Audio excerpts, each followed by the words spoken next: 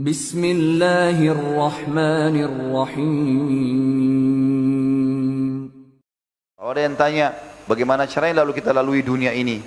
Kalau seandainya memang kita tidak bisa atau kita harus melaluinya, bagaimana harus kita lalui? Maka hadis qudsi ini menjawab. Allah Subhanahu wa taala berfirman kepada kita semua manusia, "Ya bna Adam, wahai anak cucu Adam, luangkan waktumu untuk beribadah kepadaku. Yakin Allah Tuhan dan tidak ada Tuhan selain Allah, lalu jalankan perintah-perintah yang telah Dia perintahkan. Maka aku akan penuhi dadamu dengan kekayaan dan aku akan penuhi semua atau aku akan hilangkan kemiskinanmu. Wa illa taf'al, kalau kau tidak lakukan itu, mala'tu yadaika syukran walam asudda faqrak.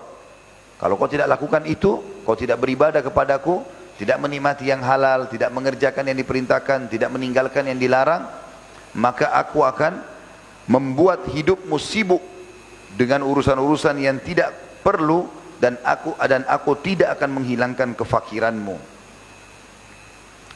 Di dalam hadis yang lebih dalam lagi merincikan masalah ini, hadis riwayat Ahmad dan Ibnu Majah, kata Nabi SAW, man kanatid dunya hammah, siapa yang menjadikan dunia sebagai target utamanya, enggak mau kenal mana halal haram, enggak mau tahu ada hisab atau tidak hari kiamat, siapa yang menjadikan dunia sebagai target utamanya, farraqallahu alaihi amrah, Allah akan sibukkan dia atau pecah belahkan perkara-perkaranya, tidak ada yang selesai.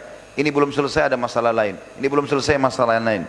Wa ja'ala faqrahu baina ainai, dan Allah jadikan kemiskinan di antara atau di depan matanya. Ada orang subhanallah teman-teman sekalian, pendapatannya sudah 30 juta, 20 juta per bulan, tapi kita temukan tidak pernah sama sekali dia mengucapkan alhamdulillah, selalu kurang saja. Karena dia menjadikan dunia sebagai targetnya, sehingga dari kekayaan lain, kekayaan ini kepada kekayaan yang lain, dari perempuan ini ke perempuan yang lain, dari mobil ini ke mobil yang lain, tidak ada sedikit pun yang dia merasakan sebuah nikmat itu, semuanya kurang. Walam ya'tihi minad dunya illa ma kutibalah, dan tidak akan, walaupun dia berusaha membanting tulang, bekerja keras, dia juga tidak sadar ternyata yang datang pada dia adalah sesuatu yang sudah dicatatkan bagi dia saja. Tidak akan lebih daripada itu. Di Lauhul Mahfuz sudah tentukan takdir rezekinya. Dan dikatakan wa man kanatil akhirah, sebaliknya, wa man kanatil akhirah niyatuhu, wa man kanatil akhiratu niyatuhu, jama'allahu lahu amrah. Siapa yang menjadikan siapa yang menjadikan akhirat sebagai targetnya, sehingga dunia dia lalui, tujuannya semua adalah akhirat, maka Allah akan menyatukan seluruh perkaranya. Maksudnya urusannya selesai semua. Ini selesai, itu selesai, ini selesai, semuanya selesai.